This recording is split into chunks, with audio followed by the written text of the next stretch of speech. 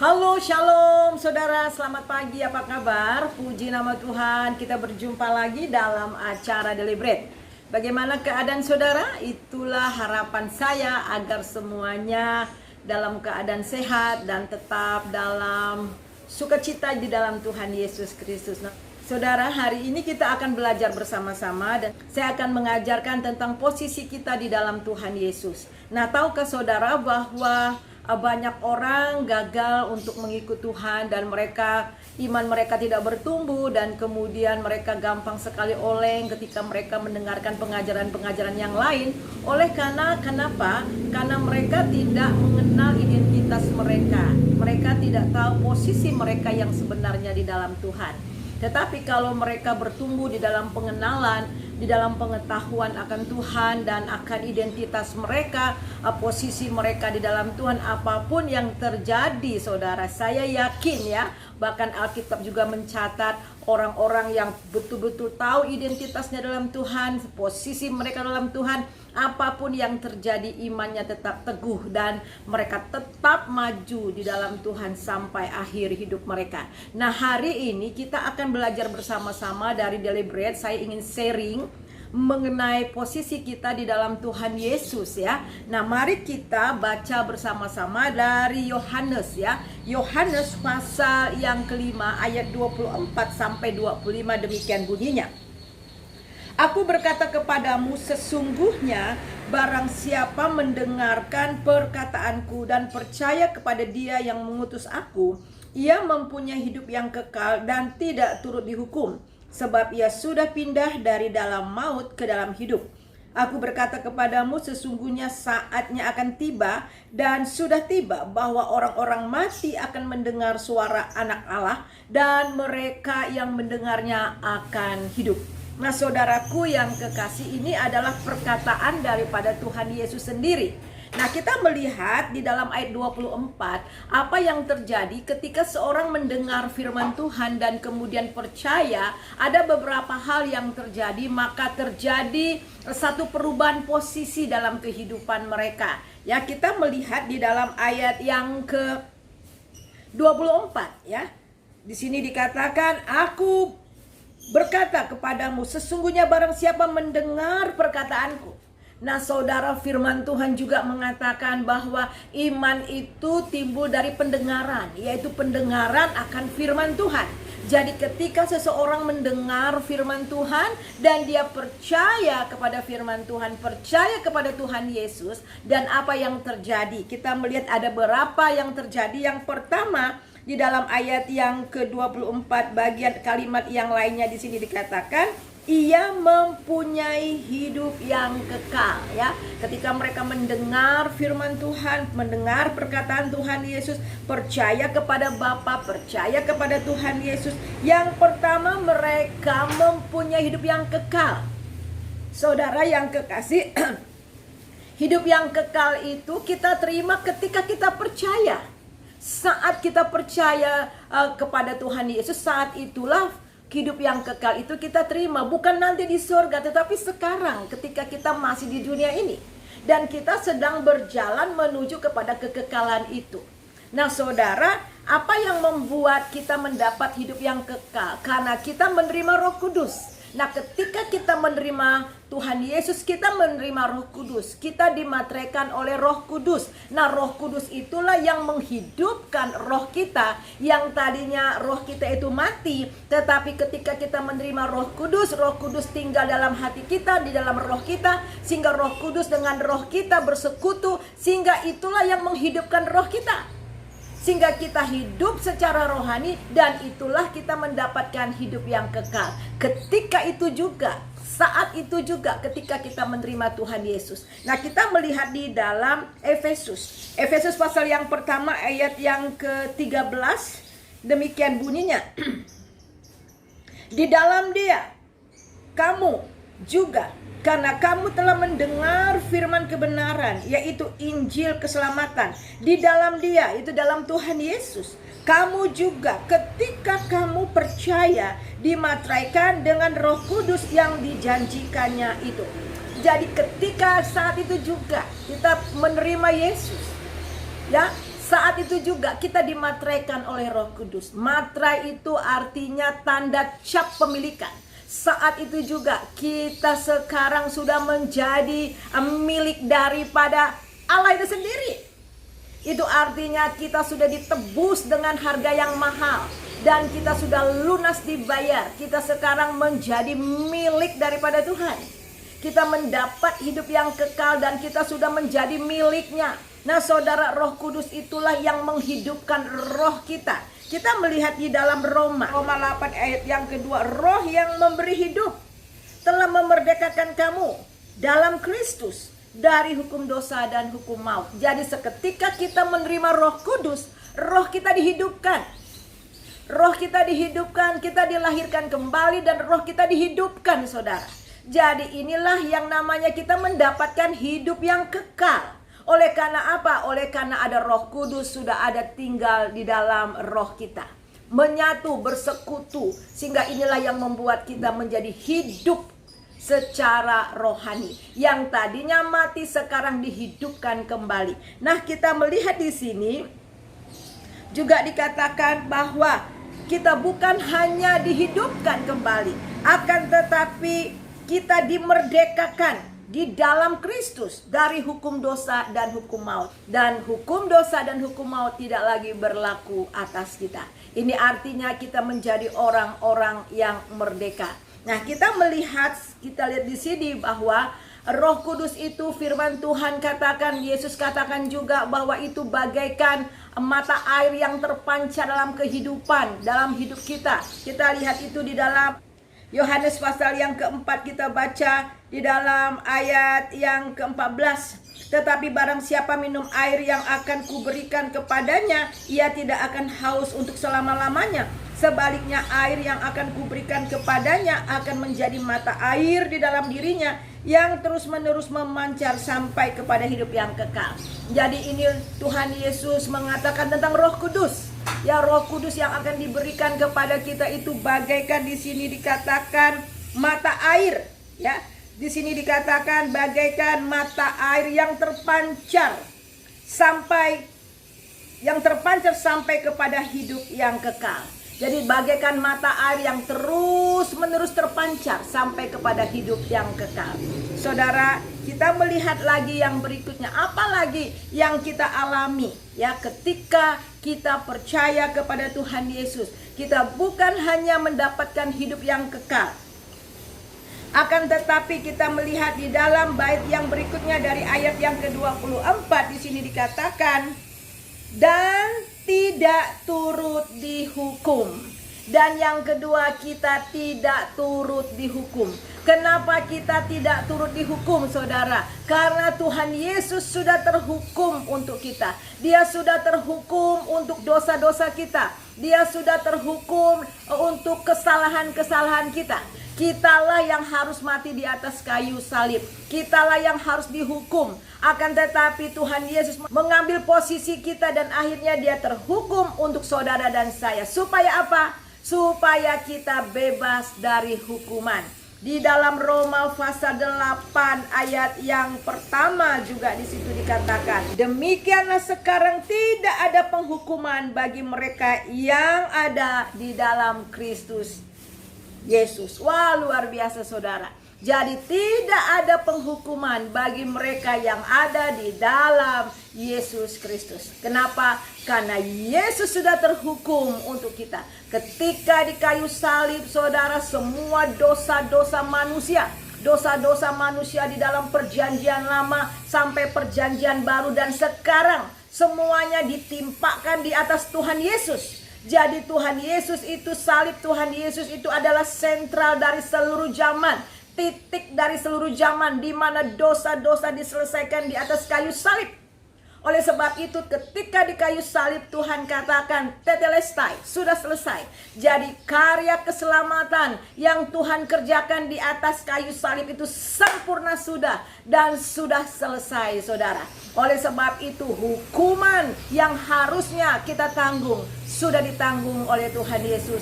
Sehingga dia katakan ketika kita percaya kepada dia, Kita tidak turut lagi dihukum, tidak ada lagi penghukuman bagi mereka yang ada dalam Yesus, karena Yesus sudah terhukum menggantikan kita di atas kayu salib. Kemudian kita melihat lagi posisi apa lagi yang kita terima. Jadi yang pertama, kita yang tadinya mati secara rohani, kita dihidupkan, mendapatkan hidup yang kekal. Dan yang kemudian yang kedua, posisi kita bukan lagi menjadi orang hukuman, tetapi menjadi orang yang merdeka, ya. Kita tidak lagi di bawah hukuman, tetapi menjadi orang-orang yang merdeka. Nah, kemudian posisi kita lagi di dalam Tuhan Yesus. Kita lihat di dalam kalimat yang berikutnya di sini dikatakan, dan tidak turut dihukum sebab ia sudah pindah dari dalam maut ke dalam hidup. Wow, luar biasa saudara. Di sini dikatakan sebab orang itu sudah berpindah dari dalam maut kepada hidup. So, ini berbicara mengenai posisi kita sebagai orang berdosa, sebagai hukuman dosa yang harusnya kita binasa oleh karena dosa dan pelanggaran kita. Ini maut. Maut ini berbicara upah daripada dosa. Tetapi sekarang saudara, kita dipindahkan dari maut masuk ke dalam hidup. Wah, luar biasa saudara. Hanya Tuhan yang bisa menarik kita, yang bisa memindahkan kita dari alam maut, dari hukuman itu, dan masuk ke dalam terang hidup di dalam Yesus Kristus.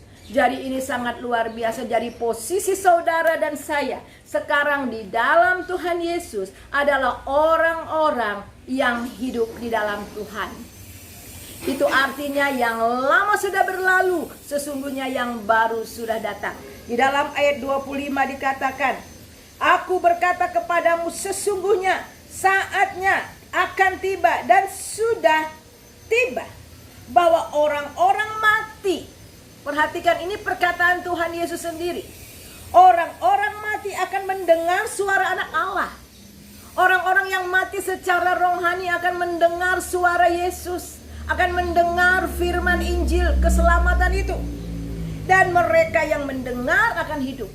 Jadi dengan kata lain, walaupun mereka sudah mati secara rohani, tetapi ketika mendengar suara Tuhan dan percaya kepada Tuhan Yesus, mereka akan hidup. Nah saudara, ada 4 kematian di dalam Alkitab.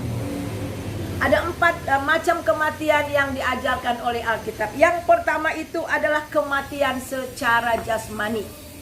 Kematian secara jasmani. Nah, semua kita akan mengalami kematian jasmani. Alkitab mengatakan bahwa kita dibentuk dari debu dan kita akan kembali kepada debu. Dan di dalam, kita lihat juga di dalam Raja-Raja, 1 Raja-Raja 17 ayat 17, 1 Raja-Raja 17 ayat 17 itu adalah nafas kita diambil dari tubuh kita.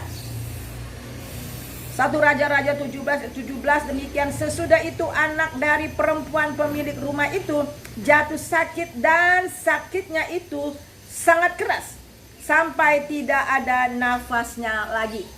Nafasnya sudah tidak ada lagi. Sehingga akhirnya saudara, roh kita, nafas kita ini terpisah dari badan jasmani kita.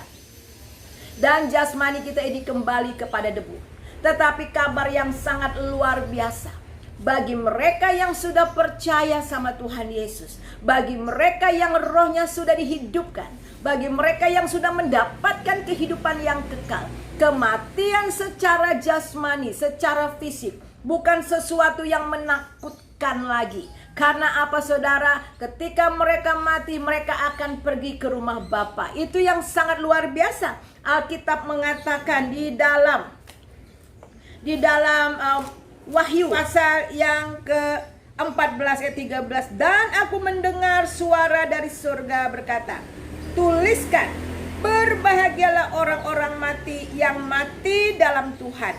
Sejak sekarang ini sesungguhnya, kata Roh, supaya mereka boleh beristirahat dari jerih lelah mereka, karena segala perbuatan mereka menyertai mereka.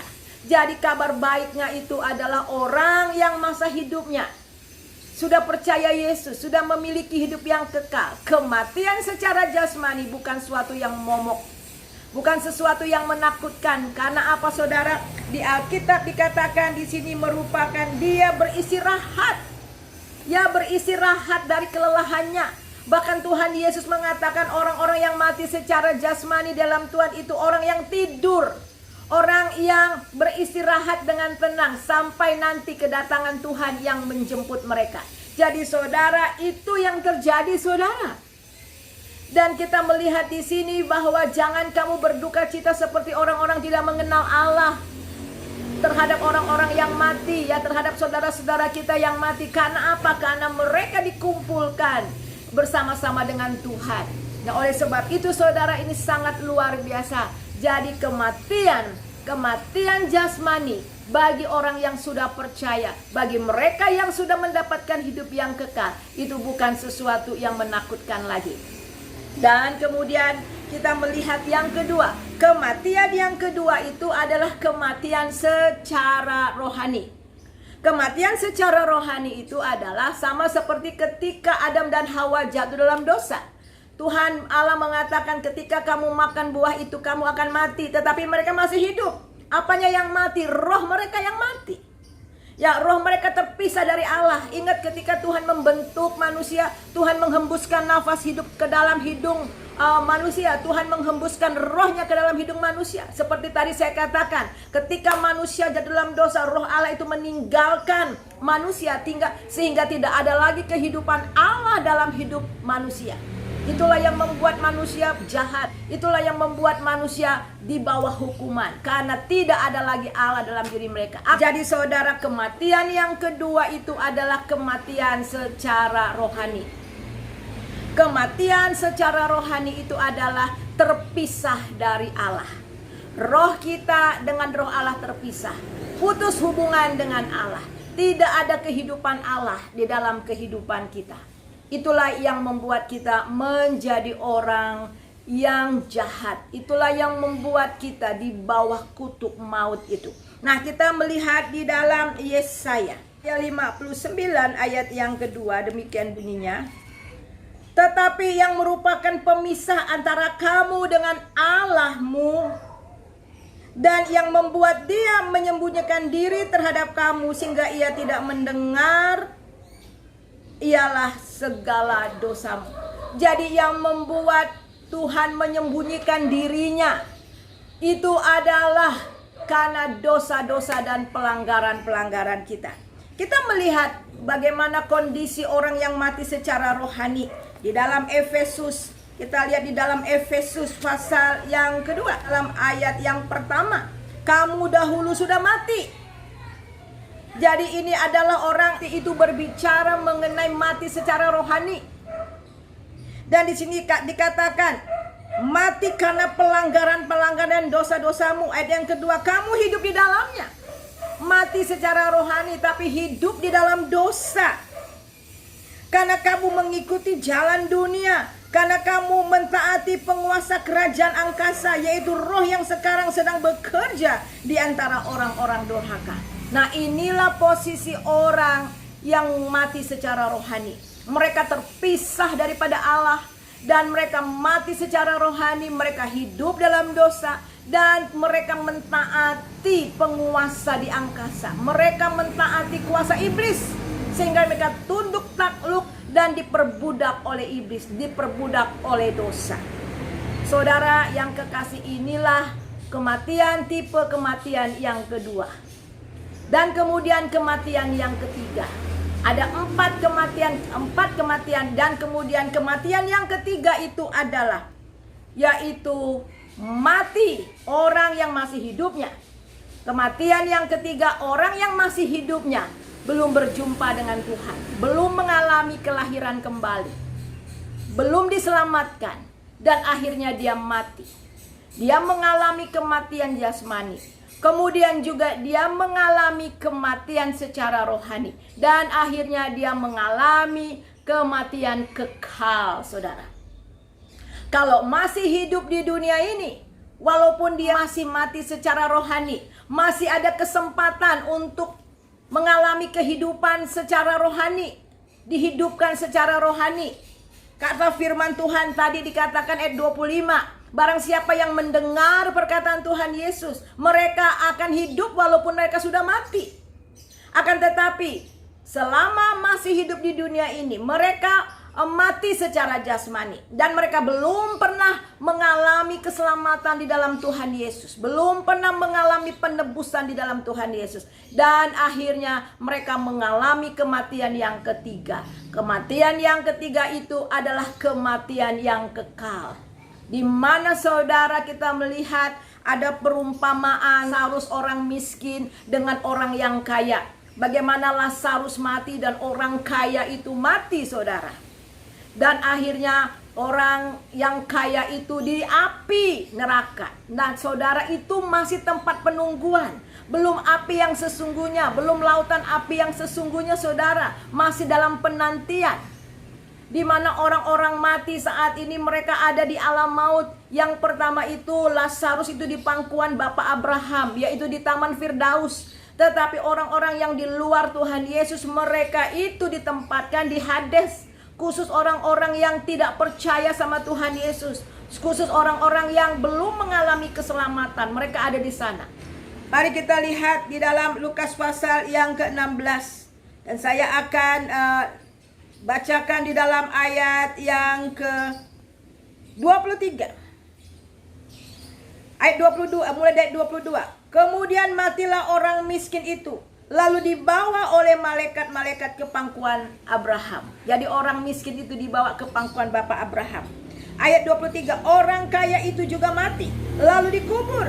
Dan sementara ia menderita sengsara di alam maut. Jadi di alam maut, saudara, ia memandang ke atas dan dari jauh dilihatnya Abraham dan Lazarus duduk di pangkuannya. Lalu berseru katanya, Bapak Abraham, kasihanilah aku.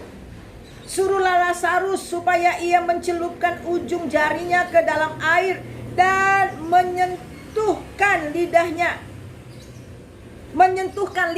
dan menyentuhkan lidahku, sebab aku sangat kesakitan dalam nyala api ini. Jadi saudara bayangkan ya, dia meminta Bapak Abraham supaya Lazarus mencelupkan air, jarinya ke air dan taruh di lidahnya karena sengsara, karena nyala api.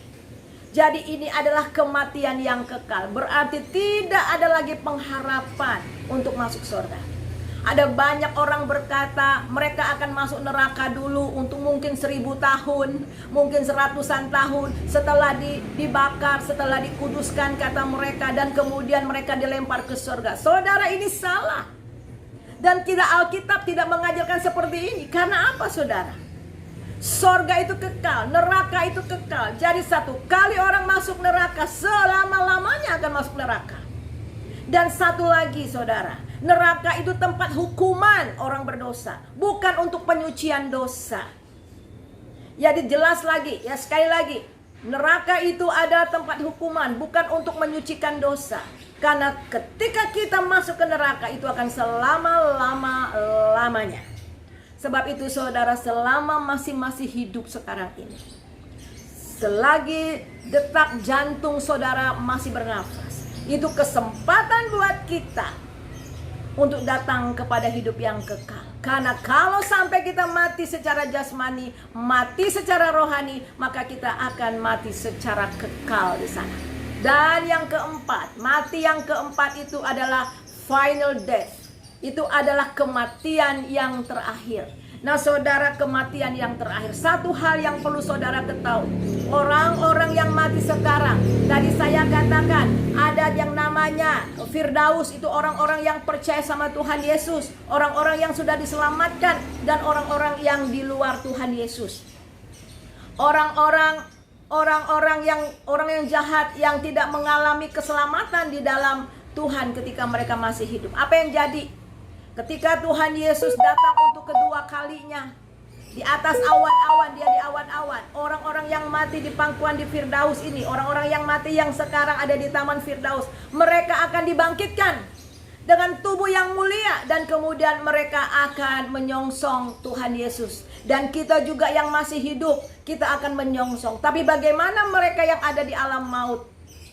Mereka belum dibangkitkan. Kapan mereka dibangkitkan? Nanti saudara, setelah zaman 1000 tahun, bagaimana dunia ini akan dihanguskan oleh Tuhan, dan Yesus datang ke dunia menjadi hakim. Nah saudara, dia akan menjadi hakim, dia akan menghakimi orang yang hidup dan yang mati. Nah inilah saudara, bagaimana orang yang mati di luar Tuhan itu, orang yang kaya tadi itu, dibangkitkan. Mereka dibangkitkan untuk diadili dan untuk dihukum. Itu dapat kita lihat. Itu dapat kita lihat di dalam Wahyu. Lihat Wahyu pasal yang ke-20 di dalam ayat yang ke-11. Lalu aku melihat suatu tahta putih yang besar dan dia yang duduk di atasnya. Dari hadapannya lenyaplah bumi, langit, dan tidak ditemukan lagi tempatnya. Saudara, nanti ketika bumi ini akan dihanguskan dan Yesus akan duduk di tahta untuk mengadili semua orang yang mati. Nah di sini semua orang, dan di sini aku melihat orang-orang besar kecil berdiri di hadapan tahta itu. Lalu dibuka semua kitab dan dibuka juga sebuah kitab lain, yaitu kitab kehidupan, dan orang-orang mati dihakimi. Perhatikan, orang-orang mati dihakimi menurut perbuatan mereka, berdasarkan apa yang tertulis di dalam kitab itu. Maka laut menyerahkan orang-orang mati yang ada di dalamnya, dan kerajaan maut menyerahkan orang-orang mati yang ada di dalamnya, dan mereka dihakimi masing-masing menurut perbuatannya. Nah saudara, semua orang mati yang di luar Tuhan, yang belum mengalami penebusan, saudara, apakah mereka mati di laut? Mereka akan dibangkitkan. Apakah mereka mati di darat? Mereka akan dibangkitkan, dan mereka akan menghadap tahta putih. Mereka akan menghadap, saudara, menghadap Tuhan Yesus untuk dihakimi. Dan kita lihat di dalam ayat kita melihat di dalam ayat 14, lalu maut dan kerajaan maut itu dilemparkan ke dalam lautan api. Itulah kematian yang kedua, lautan api. Kematian yang kedua, lautan api. Kematian lautan api itu sebelum akhir zaman. Ketika mereka mati masih di alam maut, itu dikatakan lautan api. Tetapi ini lautan api yang terakhir. Nah saudara, mari kita melihat ayat yang ke-15. Mari kita ayat 15. Dan setiap orang yang tidak ditemukan namanya tertulis di dalam kitab kehidupan itu. Sekali lagi. Dan setiap orang yang tidak ditemukan namanya tertulis dalam kitab kehidupan itu, ia dilempar ke dalam lautan api itu. Nah saudara, inilah selama-lamanya. Saudaraku yang kekasih, puji nama Tuhan saudara. Orang-orang yang sudah percaya kepada Tuhan Yesus, mereka hanya mengalami satu kematian, yaitu kematian jasmani.